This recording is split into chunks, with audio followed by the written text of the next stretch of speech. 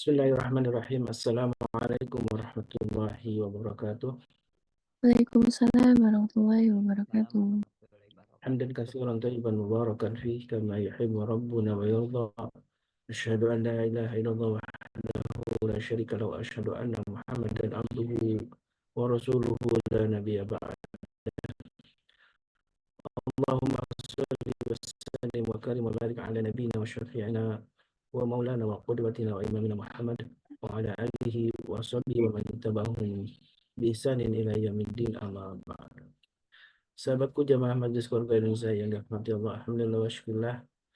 Tidak kata yang utama dan pertama kita ucapkan kepada rasa syukur kita kepada Allah semua nikmatnya, nikmat yang telah Allah berikan untuk kita, nikmat sehat walafiat, nikmat yang paling utama tentu adalah nikmat iman dan Islam yang hingga saat ini alhamdulillah kita istiqamah untuk melaksanakan amal-amal soleh, dan salah satunya yang rutin kita lakukan di pagi hari adalah bermunazamah dengan para guru kita dan saudara-saudara kita, para sahabat kita, orang soleh, calon para penghuni surga setiap pagi di Majelis Keluarga Indonesia.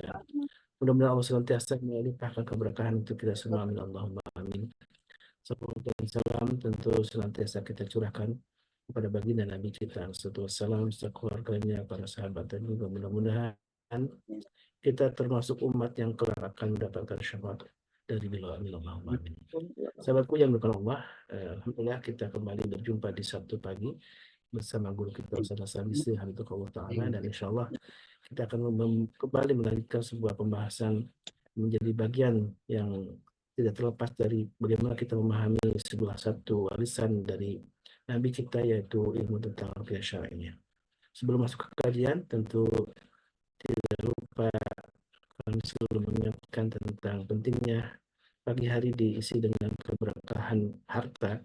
Salah satunya adalah harta yang disedekahkan, ridho dengan amal kita, karena semua amal yang kita niatkan kepada Allah ikhlas lillahi ta'ala dan juga ittiba kepada Rasulullah itu menjadi sebuah kunci diterimanya amal soleh kita, dan sedekah menjadi bagian amal yang mudah-mudahan Allah ridha dengan kita. Dan insya Allah sedekah yang diamanahkan kepada kami salah satunya akan kami alokasikan untuk saudara kita di Gaza dan juga untuk kegiatan-kegiatan operasional dakwah, yang mudah-mudahan inilah amal yang ketika rutin kita lakukan menjadi amal yang disebutkan dalam sabda Nabi yang mulia, termasuk amal habu ilallah, amal yang dicintai Allah Subhanahu wa taala. Amin Allahumma amin.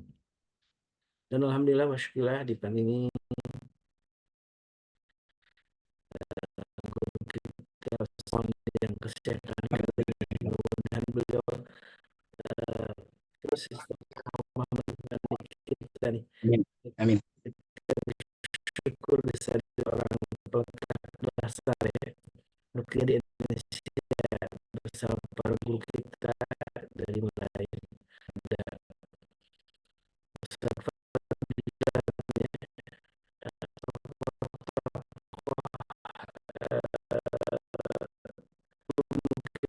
di awal-awal tahun 2000-an orang belum orang beliau dengan mendirikan dai, dan beliau juga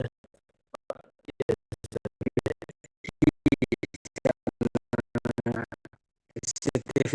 jadi kisah, kemudian hal-hal yang gaib gitu ya, karena persoalan gaib ini sempat menjadi sebuah tayangan TV di La TV waktu itu, dan alhamdulillah sebagai titik awal untuk menyadarkan masyarakat tentang pentingnya sebuah solusi yang abadi, yaitu dari Al-Quran dan Sunnah, dan itu dengan ruqyah syar'iyyah. Dan itu waktu itu bersaing sekali ya dengan acara-acara yang juga berbau dengan kesyirikan ya. Jadi memang perjuangan yang berat sekali ya, karena masyarakat kita ya memang masih banyak yang tertipu dengan satu fenomena tentang kesyirikan yang orang bisa membuat sebuah keajaiban gitu ya, sebuah seolah-olah itulah karomah gitu, padahal sesungguhnya adalah penipuan gitu ya. Dan alhamdulillah ini kehadiran para guru kita yang menyebarkan dakwah ruqyah syariah ini menjadi wasilah untuk kita sampai saat ini mengenal tentang bagaimana Rasulullah SAW telah mengajarkan tentang ruqyah yang sesuai dengan syariat. Dan alhamdulillah tema ini yang akan menjadi pembahasan tema khusus tentang bagaimana kiat Nabi atasi persoalan hidup ya, kesulitan hidup. Dan Ya, ini mudah-mudahan menjadi panduan bagi kita semua. Baik, tafadhol masykurah untuk memulai kajiannya. baik. Bismillahirrahmanirrahim. Assalamualaikum warahmatullahi wabarakatuh. Waalaikumsalam warahmatullahi wabarakatuh. Alhamdulillah. Alhamdulillahilladzi hadana li hadza wa ma kunna linahtadiya anna Muhammadan abduhu wa rasuluh.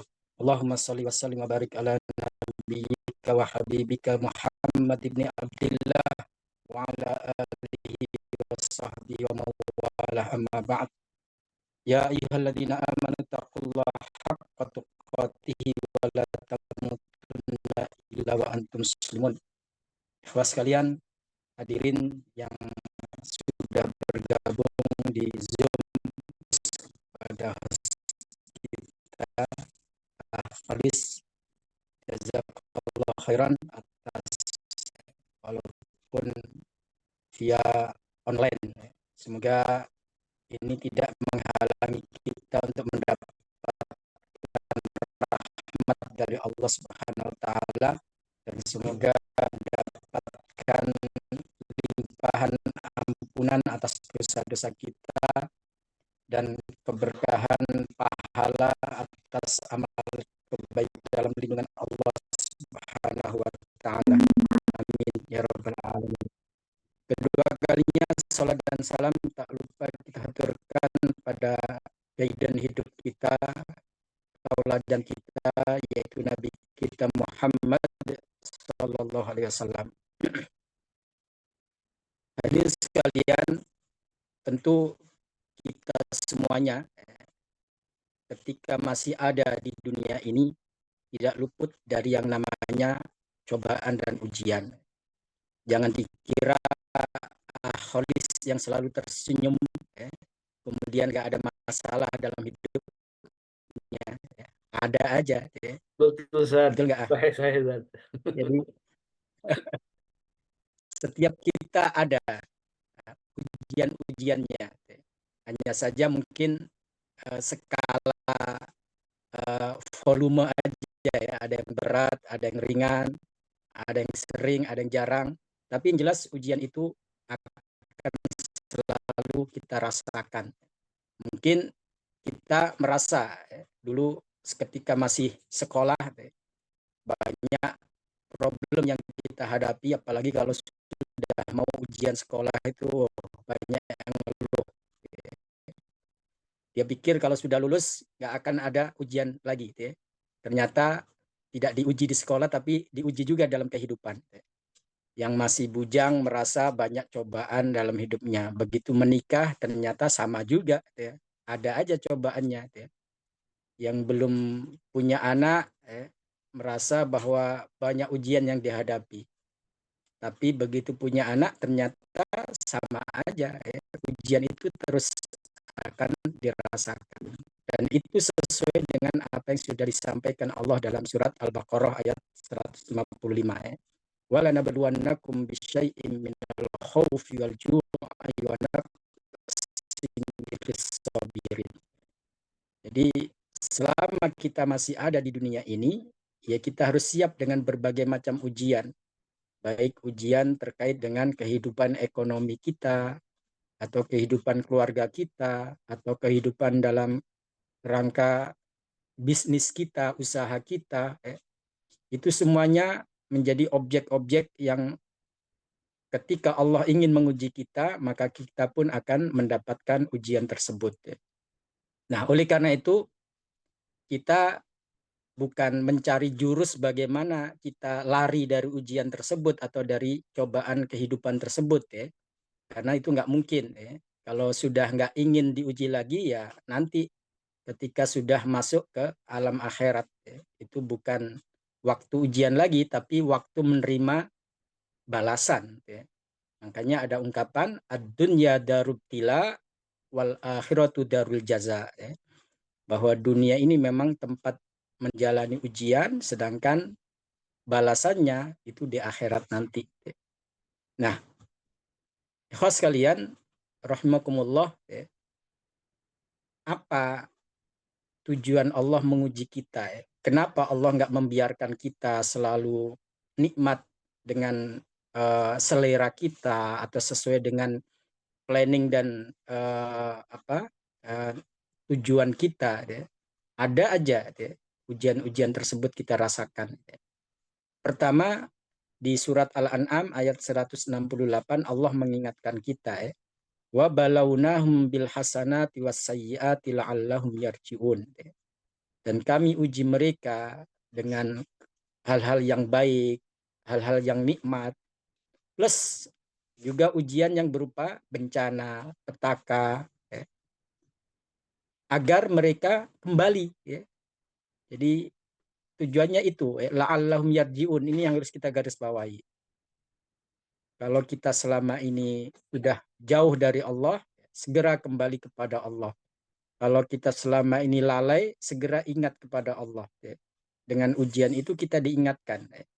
Kalau orang bilang kita dijewer, disentil, diingatkan oleh Allah. Jangan terlalu jauh, segera mendekat.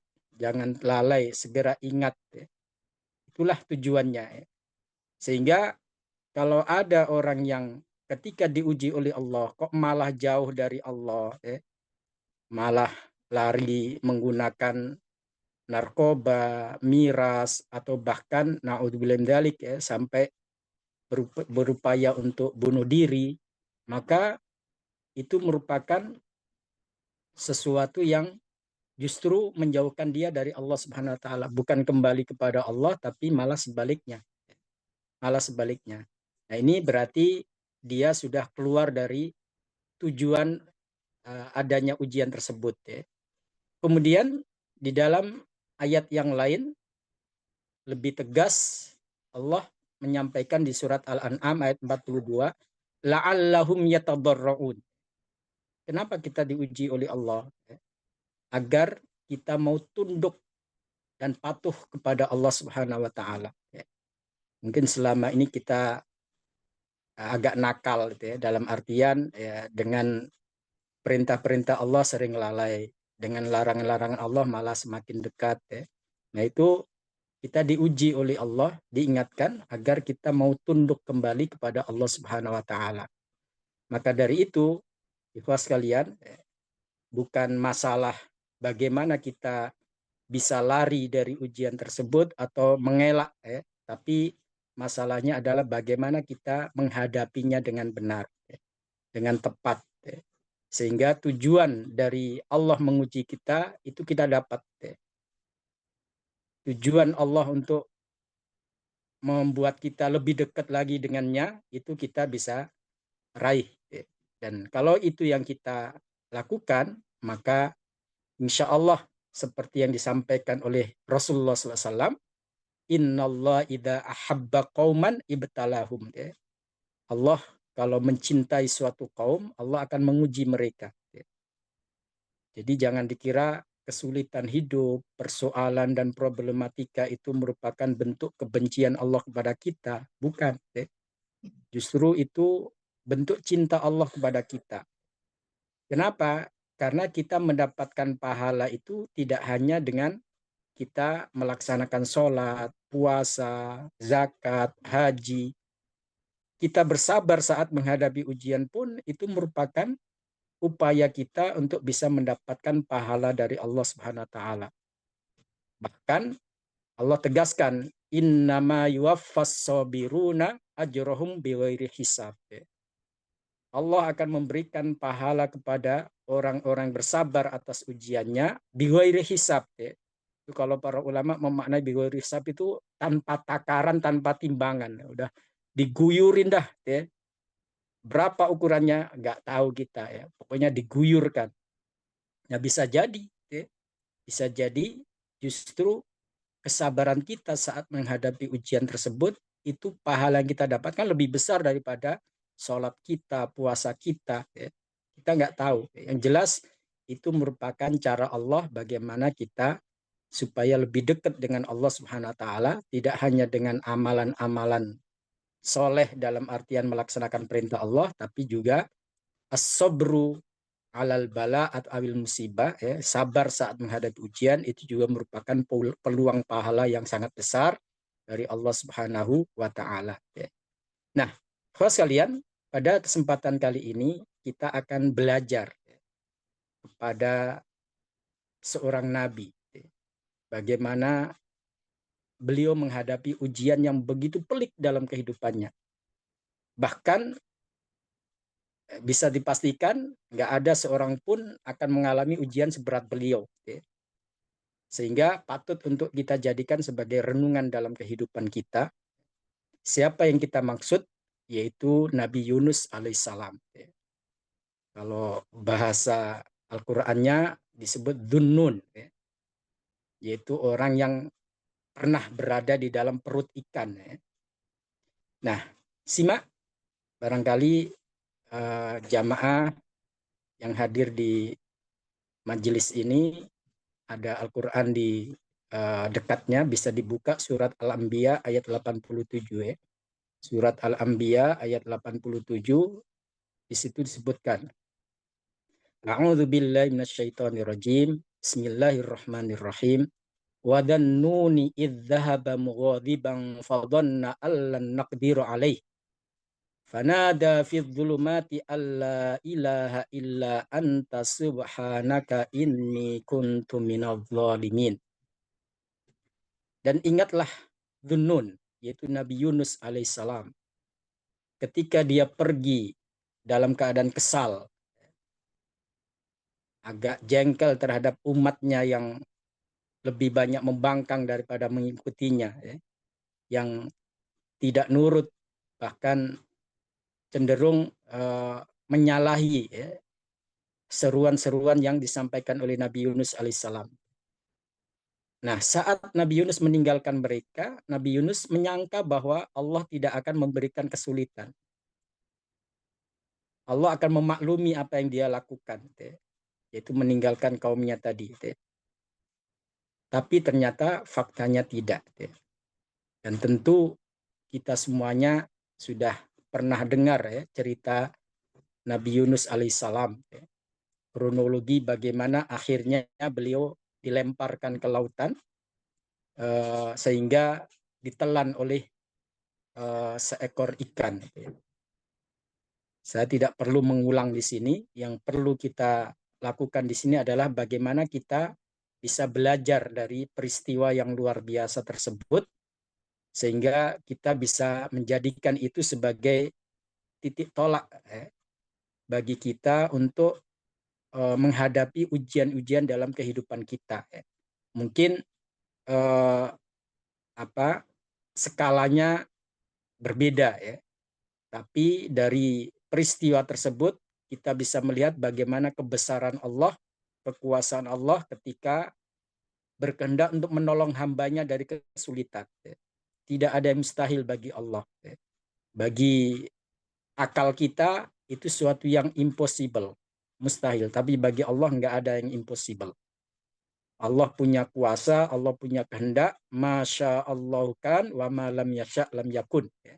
Itu akidah kita, ya, bahwa apa yang dikehendaki oleh Allah pasti akan terjadi. Dan apa yang tidak dikehendaki oleh Allah tidak akan terjadi, ya. Nah, host kalian, para ulama menjelaskan kepada kita, ya, sebagaimana yang disampaikan oleh Imam Ibnu Katsir dalam kitab tafsirnya jilid 5 halaman 367. Di situ beliau menukil perkataan para ulama termasuk generasi sahabat dan tabi'in yang dimaksud dengan fanada fi dzulumat. Nabi Nuh bermunajat kepada Allah. Beliau berdoa kepada Allah fi dzulumat, dalam kegelapan yang berlapis-lapis. Di sini kegelapan yang berlapis-lapis itu kegelapan apa saja?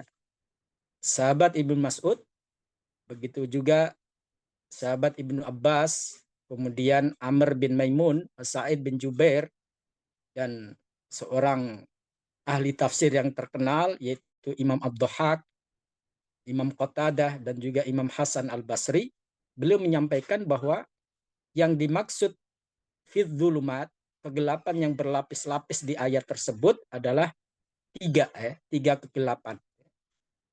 Pertama, zulmatun fi batnil hut, yaitu kegelapan saat Nabi Yunus berada di dalam perut ikan. Mau nyari saklar lampu di mana dalam perut ikan itu ya. Kita nggak bisa bayangin kondisi perut ikan seperti apa ya. Jadi itu kegelapan yang pertama ketika Nabi Yunus berada di dalam perut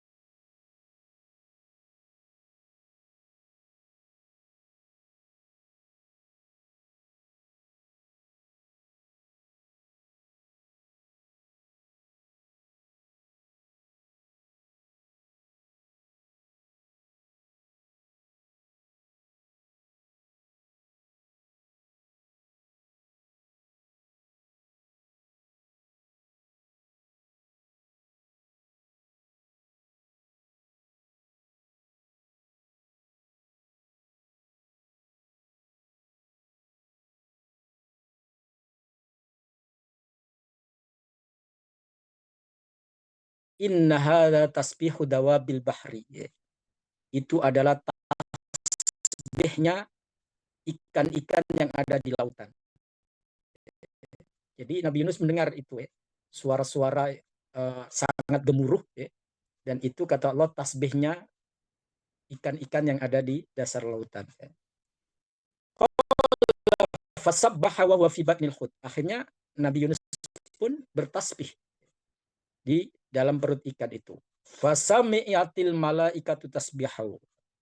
Dan para malaikat yang di langit mereka berkata, ya, para malaikat itu bertanya kepada Allah Subhanahu wa taala, wahai Tuhan kami mendengar suara lirih dari tempat yang sangat jauh, yang terpencil, waribah. Lalu Allah mengatakan, dzaka abdi Yunus, itu suaranya hambaku Yunus. Jadi ikhwas sekalian, kalau secara logika bagaimana mungkin Nabi Yunus dalam perut ikan suara tasbihnya bisa terdengar ke langit. Itulah kuasa Allah. Makanya para ulama sering mengingatkan kepada kita, saat kita sujud, kita berbisik ke bumi, tapi suara kita sampai ke langit sana. Ini luar biasa. Dan itu pernah dialami oleh Bunda Aisyah radhiyallahu anha. Dalam riwayat disebutkan ketika ada suaminya, yaitu ketika dia sudah dihar. Dihar itu suami yang mengatakan kepada istrinya, kamu seperti punggung ibuku. Dan itu kalau dalam tradisi jahiliyah berarti kamu haram. Jadi itu membuat dia akhirnya sedih dan mengadu ke Rasulullah.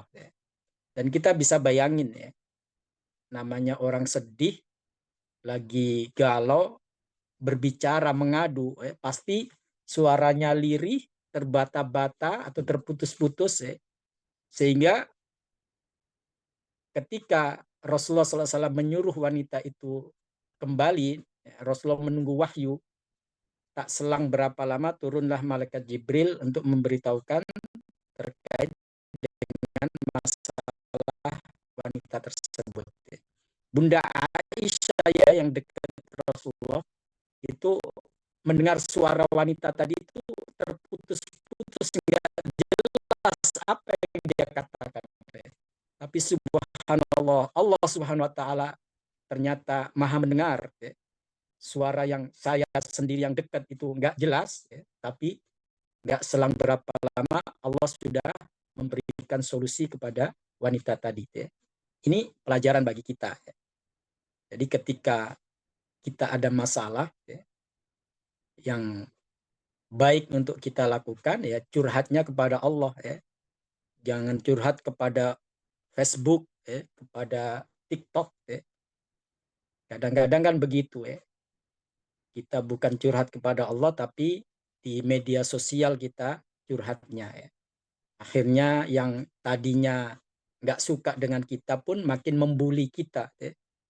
Bukan solusi yang kita dapatkan, malah masalah besar, masalah lebih ruwet lagi yang kita hadapi. Nah, di sini Nabi Yunus alaihissalam, beliau bermunajat kepada Allah, bertasbih kepada Allah. Kemudian akhirnya para malaikat pun diperintahkan oleh Allah Subhanahu wa taala untuk menyelamatkan Nabi Yunus alaihissalam. Nah, ikhwas sekalian, dari apa yang disampaikan oleh Imam At-Tabari ini para ulama ketika ditanya kira-kira berapa hari tuh, berapa lama Nabi Yunus ada di dalam perut ikan itu. Ada yang tahu di sini?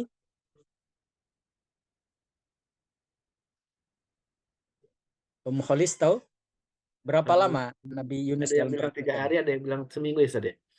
Ada Ya, yang baik. Imam Al-Qurtubi rahimahullah dalam kitab tafsirnya jilid 15 halaman 123 beliau mengatakan waktu lifa kam aqama fi batnil hut, ya. Ada perbedaan pendapat, ya. Berapa lama Nabi Yunus berada di dalam perut ikan itu, ya. Imam As-Suddi, Imam Al-Kalbi, Imam Muqatil bin Sulaiman, ya, termasuk Imam Hasan Al-Basri, mereka berpendapat 40 hari. Ya. Dan ini banyak riwayat mayoritas, ya, pendapat-pendapat ulama tafsir itu 40 hari. Ya. Sedangkan Imam Ad-Dhahhak, ya, beliau mengatakan 20 hari. Ya. Sedangkan Imam Atha, ini muridnya sahabat Ibnu Abbas, ya, radhiyallahu an, 7 hari. Ya. Sedangkan Imam Muqatil bin Hayyan rahimahullah berpendapat 3 hari. Ya. Dan ada juga yang mengatakan cuma 1 hari. Ya. Nabi Yunus berada di dalam perut ikan itu. Ya. Wallahu a'lam, kata Imam Al-Qurtubi. Mana yang tepat? Yang jelas mayoritas kebanyakan itu mengatakan 40 hari. Nah, ikhwas sekalian, yang menarik untuk kita garis bawahi di sini adalah doanya Nabi Yunus, ya. Doanya Nabi Yunus, ya. Bagaimana beliau bermunajat kepada Allah saat berada di dalam perut ikan itu, ya. Dan ikhwas sekalian, mungkin di antara jamaah di sini, ya, bertanya-tanya, Ustadz, itu kan doa khusus Nabi Yunus, ya. Sehingga dalam kesulitan yang begitu impossible untuk bisa selamat, ya, untuk bisa mendapatkan jalan keluar, itu Nabi Yunus ternyata diselamatkan oleh Allah. Itu mukjizat, ya, istilahnya. Lalu apakah kita bisa ketika menghadapi kesulitan-kesulitan dalam hidup kita yang beragam coraknya, beragam muatannya, bentuknya, kita menggunakan doa Nabi Yunus ini sebagai munajat kita kepada Allah. Lupa sekalian, Imam Hakim dalam kitab Al-Mustadrak itu meriwayatkan bahwa para sahabat dulu pernah bertanya kepada Rasulullah SAW, ya Rasulullah, hal kanat li Yunus khassah am lil mu'minina amah? Rasulullah, doanya Nabi Yunus itu untuk khusus beliau atau kita bisa menggunakannya? Kita bisa menggunakannya saat menghadapi kesulitan dalam kehidupan kita. Apa jawab Rasulullah, jamaah sekalian? Ini menarik, ya. Rasulullah mengatakan, ala tasma'u qaulallahi azza wa jalla. Emang kalian nggak menyimak apa yang difirmankan Allah di ayat berikutnya? Kalau tadi kan ayat surat Al-Anbiya ayat 87, ya. Nah, simak tuh. Di ayat 88-nya kata Rasulullah, fastajabna lahu wa najjaynahu minal ghammi wa kadzalika nunjil mu'minin.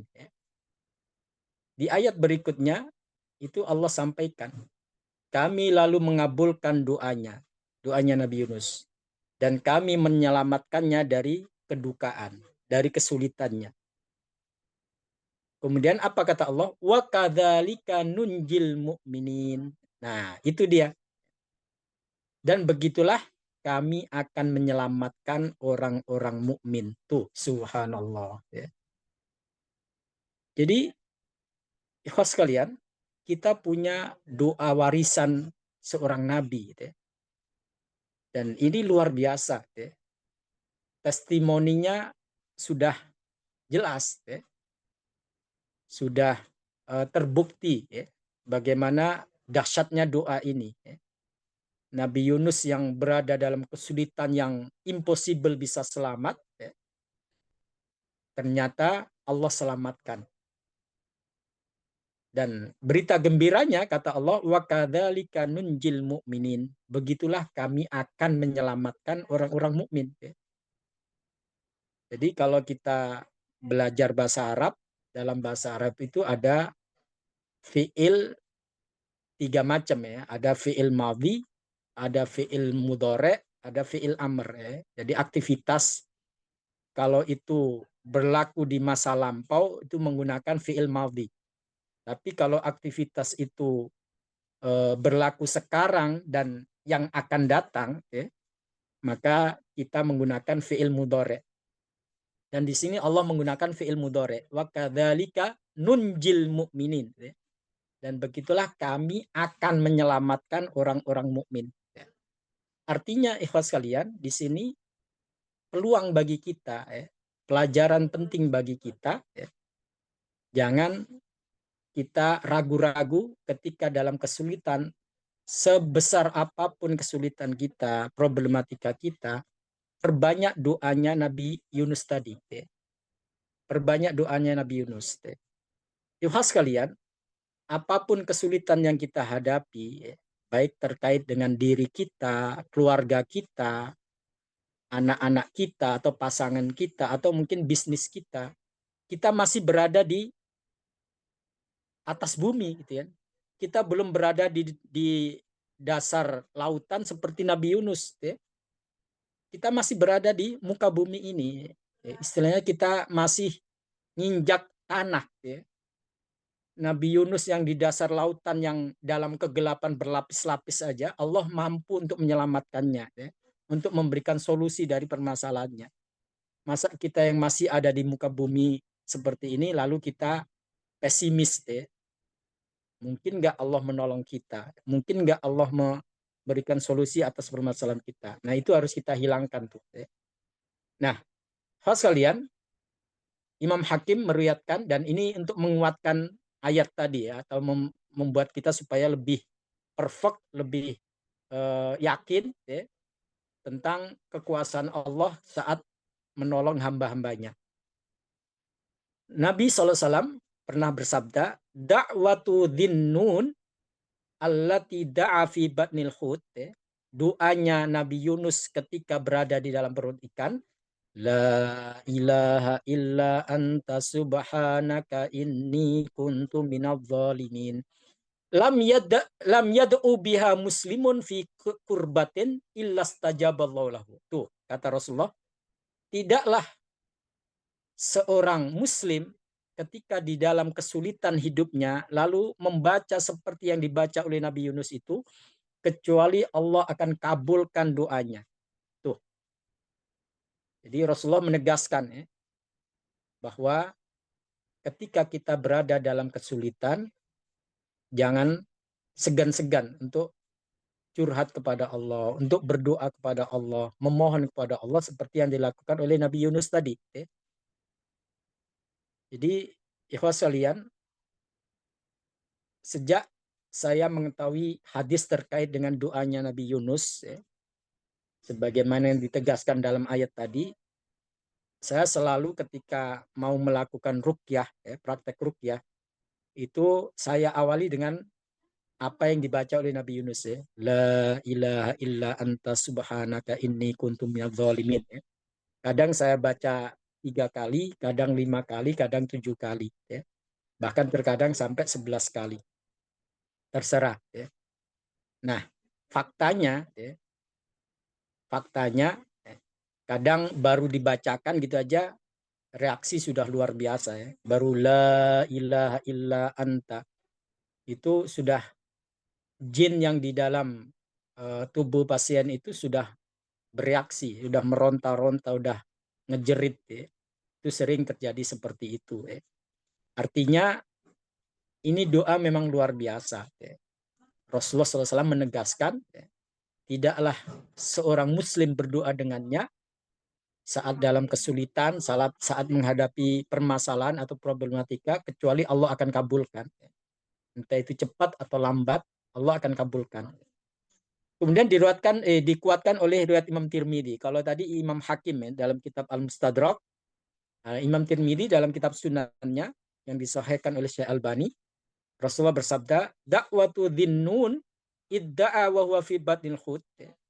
Doanya Nabi Yunus saat berdoa ketika berada di dalam perut ikan, la ilaha illa anta subhanaka inni kuntu minadh dhalimin. fa innahu lam yad'u biha rajulun muslimun fi syai'in qat illa stajaballahu lahu. Tuh kata Rasulullah, tidaklah seorang muslim berdoa dengannya saat menghadapi masalah dalam hidupnya kecuali Allah akan kabulkan doanya tersebut. Jadi Rasulullah memberikan garansi Allah akan kabulkan. Sehingga doa ini tidak hanya berlaku untuk Nabi Yunus, tapi juga berlaku untuk kita, untuk kita. Kemudian di dalam hadis yang lain, riwayat Imam Hakim juga, ini diceritakan ketika kami sedang duduk bersama Rasulullah SAW, Rasulullah mengatakan, ala ukhbirukum bisyai'in idza nazala bihi rajulun minkum karbun au bala min balayat dunya da'a bihi yufraju anhu. Maukah kalian aku tunjukkan kalimat atau doa yang bila seseorang berada dalam kesulitan hidupnya atau sedang mengalami cobaan dalam hidupnya, lalu dia berdoa dengannya, niscaya Allah akan memberikan solusi dari masalahnya. Para sahabat pun mengatakan, bala, mau Rasulullah. Kemudian Rasulullah mengatakan, doa Dhinnun. Doanya Nabi Yunus. La ilaha illa anta subhanaka inni kuntu minadh dhalimin. Jadi ini menarik, ikhlas kalian. Kalau kita perhatikan doa ini itu terdiri dari 3 poin, tiga poin. Dalam doa itu, yang pertama ada kalimat tahlil di situ. Tahu tahlil ya? Kalimat tauhid. La ilaha illa anta. Dan ini merupakan kalimat yang paling dicintai oleh Allah. Kalimat yang paling disukai oleh para nabi. Tidak hanya Nabi Muhammad. Kalimat tahlil itu. Kalau Rasulullah bahasanya itu. Afdalu ma qultu ana wan nabiyyuna min qabli. Sebaik-baik ucapan yang aku ucapkan dan juga para nabi-nabi sebelumku, yaitu kalimat tahlil, la ilaha illallah. Jadi kalimat ini, ikhwas kalian, memberikan pesan kepada kita saat kita berada di dalam ujian hidup, kuatkan tauhid kita. Jadi jangan malah sebaliknya. Setiap hari sholat, tapi begitu dapat masalah dalam kehidupannya, larinya ke Gunung Kawi, ke Gunung Kemukus, ke tempat-tempat yang dianggap angker. Ini bukan menguatkan tauhid, malah bisa merusak tauhid. Dan insya Allah anggota jamaah atau majelis keluarga Indonesia nggak ada yang seperti itu ya. Tapi fenomena seperti ini masih sering kita jumpai di masyarakat. Saat bisnisnya kolab atau saat bisnisnya terancam bangkrut, malah melakukan ritual-ritual yang justru menduakan Allah, menyekutukan Allah. Dan ini bertolak belakang dengan apa yang dilakukan oleh Nabi Yunus tadi. Jadi kuncinya di sini kuatkan tauhid. Dan Rasulullah SAW dalam beberapa hadis menjelaskan, seperti riwayat Imam Bukhari dan Muslim, di situ disebutkan bahwa sahabat Ibnu Abbas radhiyallahu anhu beliau mengatakan anna Nabi Allah SAW kana yaqulu indal karbi. Rasulullah sendiri kalau menghadapi masalah pelik, masalah yang cukup rumit, ruwet, beliau membaca la ilaha illallahul azimul halim. La ilaha illallah rabbul arsyil azim. La ilaha illallah rabbus samawati wa rabbul ardi wa rabbul arsyil karim.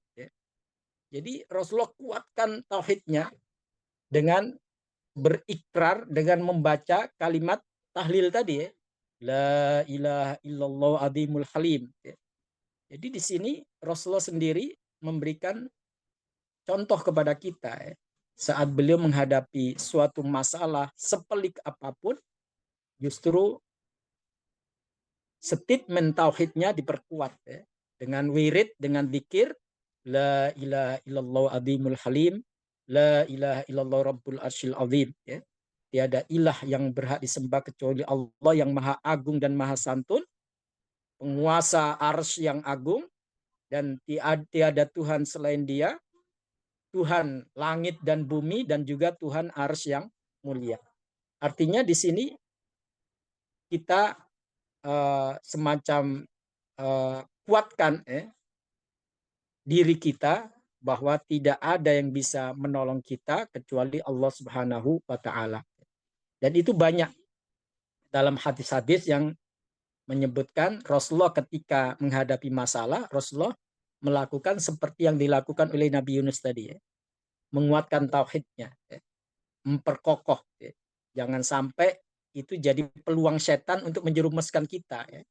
Saat kita berada di dalam nikmat Allah, ya, saat kita berada dalam kelapangan dan kesenangan, kita rajin ibadah, rajin sholat, rajin zikir. Tapi justru saat kita diuji malah kita mental. Ini kan sayang, ya. Malah kita berbalik, ya. Bukannya semakin dekat dengan Allah, tapi malah menjauh dari Allah atau menyekutukan Allah. Naudzubillah min dzalik, ya. Kemudian yang selanjutnya, ikhwas sekalian, ya, di sini Rasulullah SAW menyampaikan apa yang pernah difirmankan oleh Allah di surat As-Saffat. Dan ini merupakan poin kedua, ya, dari konten doa Nabi Yunus tadi. Poin pertama tadi tauhid, ya, la ilaha illa anta. Nah, poin kedua yaitu tasbih, subhanak, ya, bertasbih. Dan simak kekuatan tasbih di sini ketika kita menghadapi masalah dalam kehidupan kita. Surat As-Saffat ayat 143 Allah sampaikan, "Falaula annahu kana minal musabbihin lalabitha fi batnihi ila yaumi yub'atsun." Tuh, ya sekalian, kata Allah, kalau Nabi Yunus tidak rajin bertasbih, ya, niscaya dia akan tinggal di perut ikan itu sampai kiamat nanti. Oh. Ini semakin menguatkan betapa masalah yang dihadapi Nabi Yunus saat itu masalah yang sangat rumit, ya. Sampai Allah menggambarkan tidak ada makhluk yang bisa menolong dia, ya. Nggak ada, ya. Kata Allah, dia akan tinggal di perut ikan itu sampai kiamat nanti, ya. Artinya nggak mungkin ditolong oleh sesamanya, ya. Nggak mungkin, ya. Makanya di sini, ikhwas sekalian, ya, apa mungkin masalah yang kita hadapi saat ini, ya, dengan berbagai macam problematikanya itu lebih berat dari yang dihadapi Nabi Yunus? Enggak mungkin, ya. Allah nggak akan menguji kita di luar batas kemampuan kita, ya. Nabi Yunus jiwa yang kokoh, ya. Ujiannya pun berat, ya. Ujiannya berat. Sampai kata Allah, saking beratnya nggak ada yang bisa menolongnya, ya. Kalau bukan karena dia rajin bertasbih, dia akan berada di dalam perut ikan itu sampai kiamat nanti. Itu ikhwas sekalian, ya, Imam Baihaqi sebagaimana yang dinukil oleh Imam Asyuti dalam kitab Ad-Durrul Manthur, ya, kitab tafsir, jilid 8 halaman 361, di situ disebutkan bahwa Imam Hasan Al-Basri rahimahullah belum mengatakan maksud kalau la annahu kana minal musabbihin, kalau bukan karena Nabi Yunus rajin bertasbih, yaitu kana yukthirus salata firraha, ya. Nabi Yunus itu orang yang ahli ibadah, ya. Orang yang banyak bertasbih saat berada dalam kondisi lapang, ya. Saat belum terjadi kasus atau belum terjadi masalah dia ditelan oleh ikan tadi, ya. Dan saat dia ditelan oleh ikan, dhanna annahul maut, ya. Nabi Yunus mengira sudah mati, ya. Dia mengira sudah mati, ya. Makanya begitu ada di dalam perut ikan, di sini disebutkan oleh Imam Hasan Al-Basri, faharraka rijlaih, ya. Nabi Yunus menggerakkan kakinya, ternyata bisa bergerak. Fasajada, begitu Nabi Yunus tahu bahwa dirinya masih hidup, dia langsung sujud kepada Allah. Dia mengatakan, "Ya Rabb, ittakhadtu laka masjidan fi maudhi'in lam yasjud fi ahad. Ya Rob, wahai Tuanku, saya sujud di tempat yang nggak pernah dipakai oleh seorang pun sujud kepadamu. Siapa yang pernah sujud di perut ikan? Makanya kata Nabi Yunus, saya sujud di tempat yang mana tidak ada seorang pun yang menggunakan tempat itu sebagai tempat sujud kepadamu. Yaitu di perut ikan tadi. Nah, di sini ada pesan Imam Ad-Dhahhak, yaitu seorang ulama tafsir dari kalangan tabi'in. Beliau pernah menyampaikan di mimbar saat berkhutbah. Udhkurullah firraha yadhkurkum fisyiddah. Ingatlah kepada Allah dalam kondisi lapang, niscaya Allah akan segera ingat kepadamu, Allah segera menolongmu saat dalam kesulitan. Ini kunci, ini password ini ya. Jadi jangan ketika ada masalah baru ingat Allah, baru zikir, baru munajat. Saat dalam kondisi lapang pun perbanyak untuk zikir. Dalam kondisi nggak ada masalah, jangan lupa terus zikir. Dan ini yang membedakan kasusnya dengan kasus Fir'aun, kasusnya Nabi Yunus dengan Fir'aun, sama-sama tenggelam. Sama-sama tenggelam. Makanya kata Imam Ad-Dhahhak rahimahullah, beliau mengatakan, simak saat kesulitan yang dihadapi oleh Fir'aun dengan kesulitan yang dihadapi oleh Nabi Yunus berbeda solusinya, berbeda. Laula annahu kana minal musabbihin lalabitha fi batni ila yaumi yub'atsun. Di situ disebutkan, kalau bukan karena dia ahli tasbih, ahli berzikir, niscaya dia akan dalam perut ikan itu sampai kiamat nanti. Tapi ketika kasusnya Fir'aun, apa kata Allah? Adrakahul gharaqu qala amantu annahu la ilaha illalladzi amanat bihi banu Israil wa ana minal muslimin. Fir'aun dalam kondisi kejepit, dalam kondisi terdesak, dia baru mengatakan amantu annahu la ilaha illalladzi amanat bihi banu Israil. Saya beriman kepada Tuhan yang selama ini diyakini, diimani oleh Bani Israel. Wa ana minal muslimin, dan saya menyatakan diri sebagai orang yang berserah diri kepada Allah, muslim. Dan ikhwas sekalian, apa kata Allah di situ? Al-ana wa qad asaita. Sekarang kamu baru sadar. Padahal tadinya kamu begitu kuat pembangkanganmu. Wa kunta minal mufsidin, bahkan kamu termasuk orang-orang yang suka bikin rusak. Apakah kemudian Allah menyelamatkan Fir'aun meskipun dia sadar, kemudian dia mengakui Allah sebagai Tuhannya? Ternyata enggak. Ternyata enggak. Nah, ini pelajaran bagi kita. Kalau kita selama dalam kondisi lapang, kita lalai kepada Allah, ya jangan salahkan Allah ketika kita dalam kondisi kesulitan, lalu bermunajat, nggak segera dikabulkan oleh Allah. Ya, pelajaran bagi kita. Ya. Nabi Yunus, luar biasa ibadahnya. Begitu ada masalah, dia bermunajat kepada Allah, Allah segera memberikan pertolongannya. Ya. Beda dengan Fir'aun tadi. Ya. Beda. Makanya kata Imam Ad-Dhahhak, banyaklah mengingat Allah di waktu lapang, niscaya Allah akan mengingatmu saat dalam kesulitan. Ya. Ini kunci ya. Ketika kita menghadapi masalah, ya. Jangan hanya saat ada masalah kita ingat, begitu kita sudah ditolong oleh Allah lupa lagi. Atau saat kita dalam kondisi lapang, lalai. Ya. Ini sepertinya kita sendiri yang membuat kondisi seperti itu. Ya. Jadi bukan karena Allah nggak sayang sama kita, ya. Tapi kita yang selama ini nggak mau mengingat Allah saat dalam kondisi lapang. Ya. Kemudian ikhwas sekalian, di sini Imam Ibnu Qayyim dalam kitab Madarijus Salikin, ya, beliau menyampaikan bahwa fal a'malu tashfa'u li sahibiha indallahi, bahwa amal kita yang selama ini kita lakukan itu bisa mendatangkan syafaat bagi kita. Ya.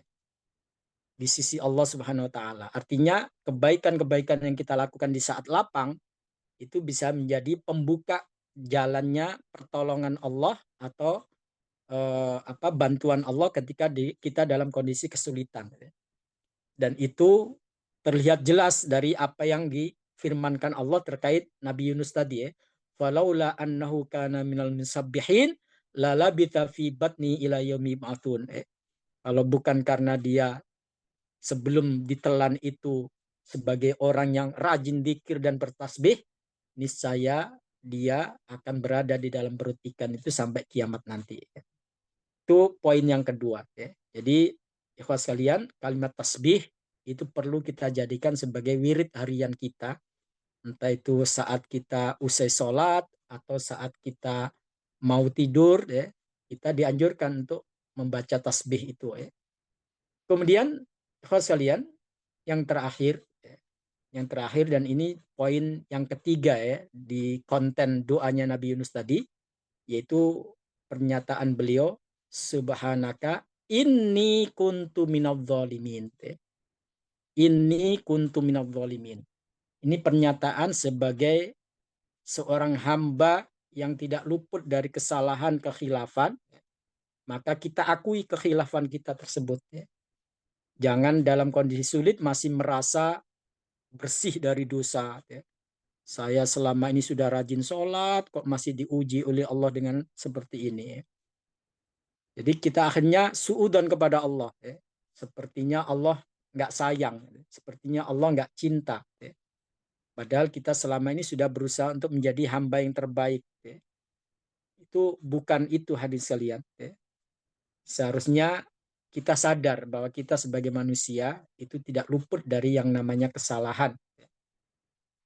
Dan Allah sudah sampaikan ya di surat Al-Anfal ayat 33 ya. Wa ma kanallahu liyu'adzibahum wa anta fihim wa ma kanallahu mu'adzibahum wa hum yastaghfirun. Jadi kalau kita selama masih rajin istighfar, ya, insya Allah Allah tidak akan mengadab kita. Ya. Ujian yang ada itu bukan merupakan azab dari Allah, ya, tapi untuk mengingatkan kita, ya, untuk menguji kita sejauh mana kesabaran kita ya, kepada Allah Subhanahu Wa Taala saat menghadapi ujian tersebut. Ya. Kemudian ikhwas sekalian, Imam Al-Munawi ya, dalam kitab Faudul Qadir rahimahullah beliau mengatakan annal istighfar yahuttud dunub wa yarfa'ud darajat.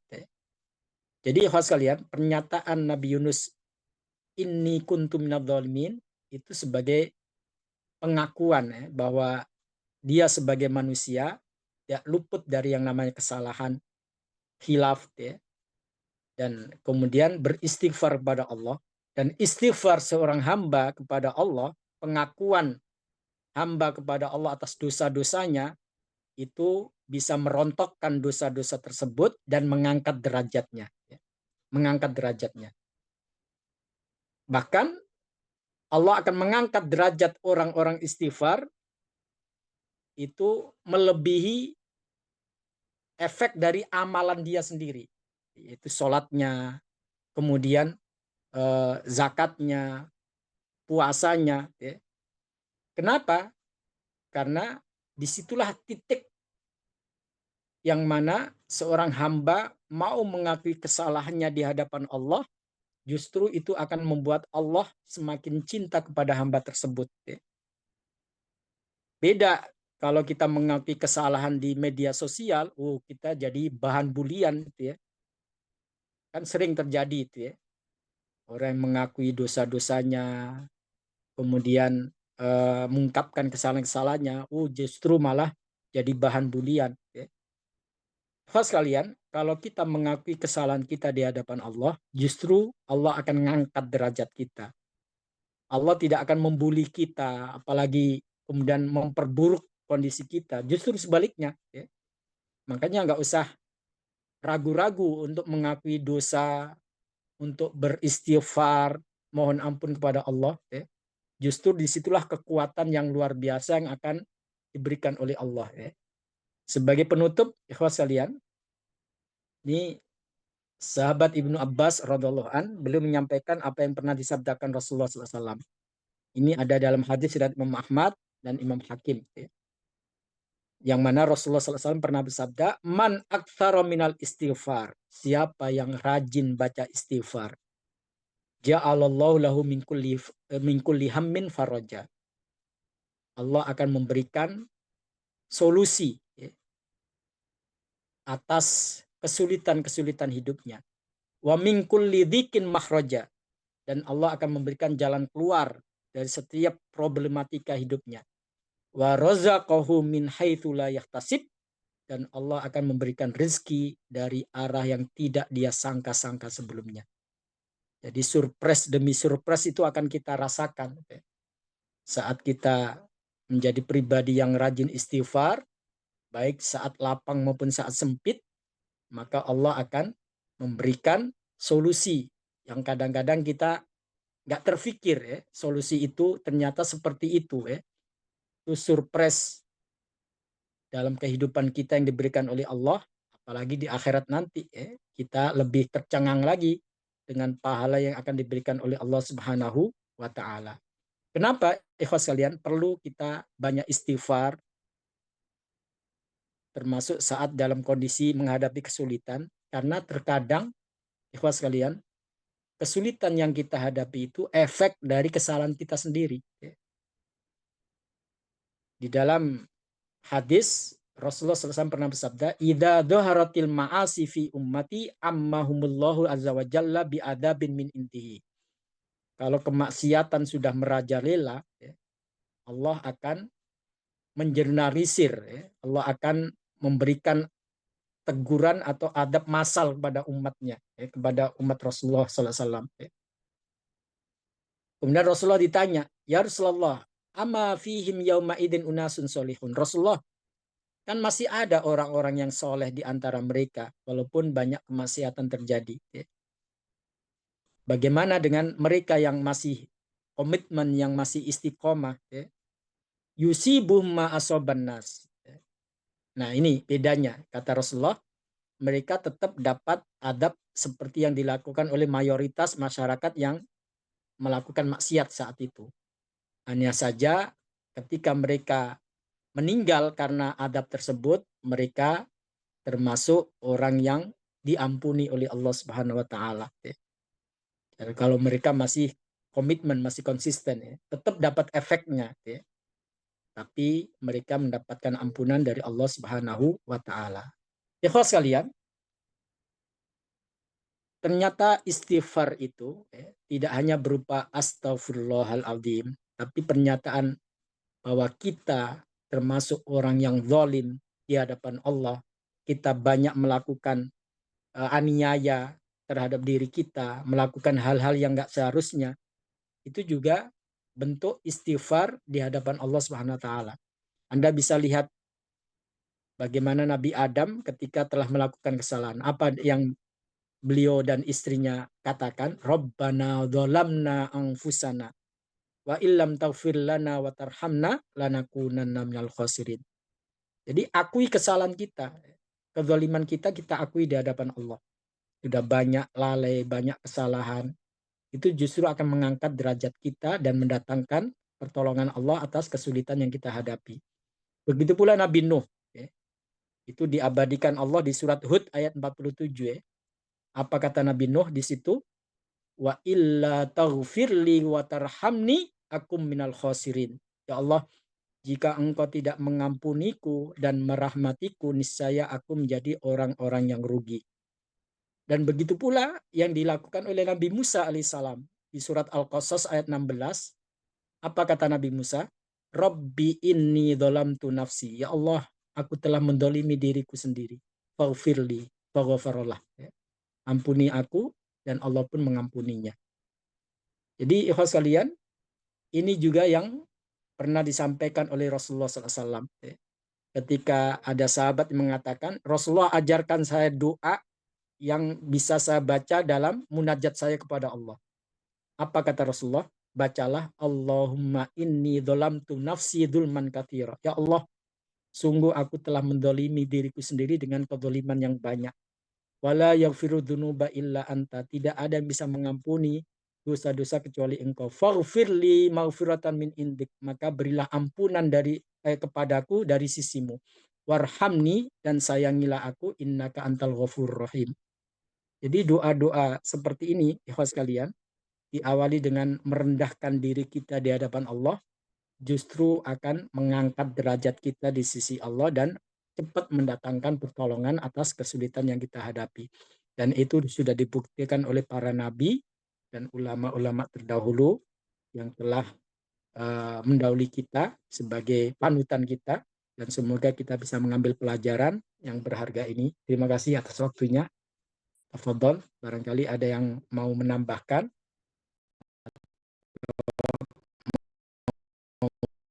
Ditanyakan, silahkan. Baik, alhamdulillah wa syukurillah, jazakallah khair Ustaz. Menjadi sebuah kenikmatan di pagi ini kita dapat sebuah pelajaran penting ya, untuk mentadaburi tentang doa yang mungkin banyak yang sudah hafal ya Ustaz ya. La ilaha illa Ya, anta subhanaka inni kuntu minadz dzalimin, tapi pendalamannya itu yang paling penting. Ternyata ada 3 poin dalam doa itu tadi, ada tahlil, ada tasbih, dan juga ada permohonan ampunan dari Allah Subhanahu wa taala, dengan cara mengakui bahwa kita ini adalah orang-orang yang zalim, banyak dosa gitu ya kepada Allah Subhanahu wa taala. Baik, alhamdulillah masih ada waktu, mungkin kalau udah Ustaz berkenan untuk sesi tanya jawab Ustaz ya. Eh, ya. kita mungkin ada 2 atau 3 pertanyaan yang bisa ditanyakan. Silakan Bunda Nadia. Ya, Bismillah, Assalamualaikum warahmatullahi wabarakatuh, Ustaz. Waalaikumsalam warahmatullahi wabarakatuh. Ustaz, apakah ujian dari Allah dan godaan setan itu terpisah, atau ada bagian dari godaan setan adalah termasuk ujian dari Allah? Gimana Ustaz? Makasih. Iya, baik. Kawan sekalian, kalau kita mau mendefinisikan ya, ujian itu terkadang memang akibat dari kesalahan kita, efek dari kesalahan kita ya. Seperti kita makan sembarangan, lalu akhirnya kita sakit perut, karena efek ya, efek dari apa yang kita lakukan ya. Kemudian ujian juga bisa jadi itu merupakan teguran dari Allah ya. Kita selama ini baik, lalu suatu saat kita melakukan hal yang tidak baik, dan Allah melihat ya, supaya kita nggak terus-menerus melakukan hal itu ya, Allah tegur kita dengan ujian yang kita hadapi ya. Makanya beruntung kalau kemudian kita sadar diri ya, lalu mau memperbaiki atau segera bertobat pada Allah ya. Ada juga ujian itu merupakan bentuk Allah untuk mengangkat derajat kita ya. Dan itu yang dialami oleh para nabi, para rasul ya. Rasulullah SAW itu ujiannya lebih berat dari kita ya. Pernah seorang sahabat ya, ketika mendengar Rasulullah sakit, saat itu Rasulullah berselimut ya, karena menggigil, demam ya. Sahabat itu ketika menempelkan tangannya di selimut Rasulullah ya, saat menjenguknya, kaget ya. Panas banget Rasulullah ya. Sehingga dia bertanya, Rasulullah, apa sebegininya Allah menguji Anda ya. Jadi dia merasa nggak pernah mengalami panas seperti panas yang dialami Rasulullah ya. Apa kata Rasulullah? Begitulah para nabi, ujiannya lebih berat daripada umatnya, karena Allah mau melipat gandakan pahala dan juga mengangkat derajatnya. Jadi kalau ditanya apakah ujian kita itu seiring dengan godaan setan ya, itu tidak selalu ya. Tidak selalu seperti itu, walaupun ya, kalau kita mau membaca kisahnya Nabi Ayub alaihissalam ya, itu memang Allah menguji Nabi Ayub ya, ketika iblis ya, meminta kepada Allah ya, saya akan uji Nabi Ayub itu. Dan Nabi Ayub itu dipuji oleh Allah atas kesabarannya yang begitu luar biasa ya. Nah, iblis minta izin pada Allah untuk menguji Nabi Ayub ya. dan ternyata Allah izinkan. Ya. Dan ikhwas sekalian, dan di situ kita bisa melihat meskipun 18 tahun lamanya Nabi Ayub sakit, tapi betul-betul apa yang disampaikan Allah itu tidak halu, ya, tidak abal-abal. Memang Nabi Ayub orang yang sangat sabar, ya. Dan itu sudah dibuktikan, ya, bagaimana ujian berat yang beliau alami. Dan itu ternyata di dalam ayat disebutkan anni massaniya syaitanu, ya, bahwa setan telah menggangguku, ya, binus bin wa'adab, ya, sehingga Nabi Ayub dalam kepayahan dan penderitaan. Dan itu disadari oleh Nabi Ayub sebagai ujian dari Allah. Terkadang ujian itu bisa datangnya melalui sesama kita, terkadang melalui musuh kita, ya. Tapi semuanya itu terjadi atas kehendak Allah Subhanahu wa taala. Makanya saya bilang tadi, yang penting adalah bagaimana cara kita menyikapinya, karena itulah yang akan dinilai oleh Allah Subhanahu wa taala. Jangan malah kemudian melakukan ritual-ritual yang enggak benar atau malah jauh dari Allah, karena itu yang akan membuat kita semakin terpuruk dalam ujian tersebut, ya. Wallahu a'lam. Baik, alhamdulillah ini sudah jelas ya Bunda Nadia. Tadi ada Bu Azwardi, kayaknya sudah resen ya. Jadi nanya,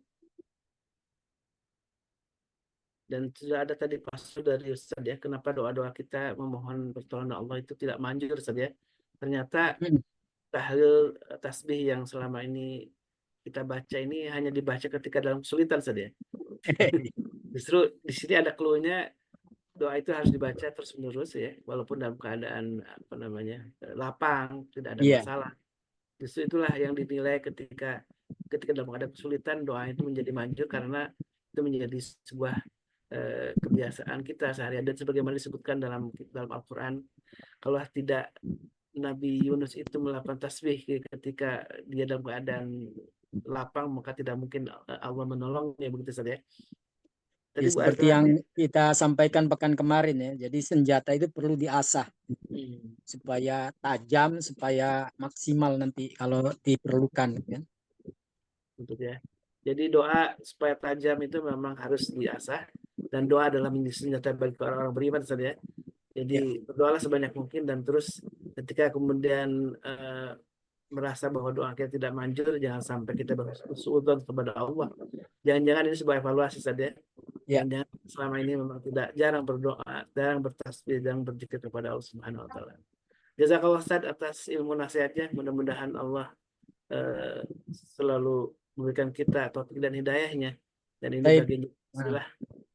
Baik, untuk closing, ini penting juga untuk diketahui. Jadi ikhwas sekalian, ini pesan moral yang disampaikan oleh Rasulullah kepada kita terkait kisah Nabi Yunus, ya. Dalam hadis riwayat Imam Bukhari dan Muslim, ya. Itu kalau dalam hadis Muslim ini hadis qudsi, ya, yang mana Allah mengatakan la yambaghi li abdin li ayyakula ana khairum min Yunus ibnu Matta alaihissalam. Jangan sekali-kali ketika kita membaca kisah Nabi Yunus, kemudian kita membuli atau punya prasangka buruk pada Nabi Yunus. Nabi kok cemen, gitu aja ngambek, gitu aja putus asa. Itu kriminal itu, ya, kriminal. Kenapa? Kita suudzon kepada Allah berarti. Allah nggak pecus milih nabinya berarti. Nah itu kriminal berat itu, ya. Makanya Rasulullah pesan wanti-wanti, ya. Sampai Rasulullah itu mengatakan bahwa dalam hadis riwayat Imam Bukhari, ya, Rasulullah mengatakan man qala annahu khairum min Yunus ibnu Matta faqad kadzab. Siapa yang mengatakan bahwa dirinya atau saya lebih baik daripada Yunus ibnu Matta, ia telah berbohong, berdusta, ya. Jadi hati-hati, ya. Kadang-kadang kita punya persepsi yang berbeda, ya. Jadi ketika baca kisah Nabi Yunus seakan-akan merendahkan Nabi Yunus, itu diwanti-wanti Rasulullah, jangan sampai ada muncul hal seperti itu. Itu enggak sopan, itu namanya, ya. Itu kriminal, ya. Maka dari itu Rasulullah pesan, jangan kita merasa saya lebih baik dari Nabi Yunus, saya lebih kuat dari Nabi Yunus. Kita enggak tahu permasalahan yang dihadapi Nabi Yunus saat itu, ya, seperti apa kondisinya, ya. Tapi yang jelas Allah tidak akan salah memilih Rasulnya atau Nabinya. Ya. Maka dari itu ini pesan moral yang disampaikan oleh Rasulullah. Ya. Kalau kita membaca kisah Nabi Yunus, jangan sampai tersirat di benak kita bahwa kita lebih hebat, kita lebih bagus. Gitu. Nggak akan mungkin itu ya. Itu kedustaan kata Rasulullah. Ya. Demikian ya sekalian. Baik, alhamdulillah. Masya Allah, ini poin penting yang sudah tadi disampaikan oleh guru kita, Ustaz Hasan Bisri. Wabarakallahu taala. Mudah-mudahan kita terus ya bisa ngaji dengan beliau, dan alhamdulillah di setiap Sabtu kedua dan ketiga ya Ustaz ya. Insya Allah beliau bersedia untuk menemani kita ngaji tentang, karena ini bagian dari syariah, tidak mempan ya. Jadi kemudian tidak ketika saat lapang tidak membahas penting, kenapa tema-tema tauhid ini menjadi sebuah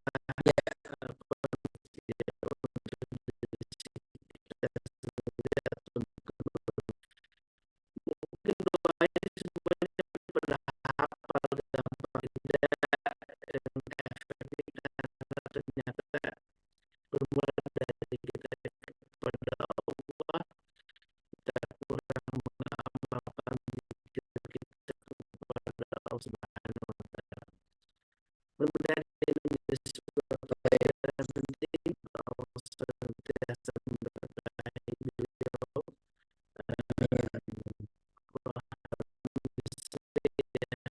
Allah Ta'ala.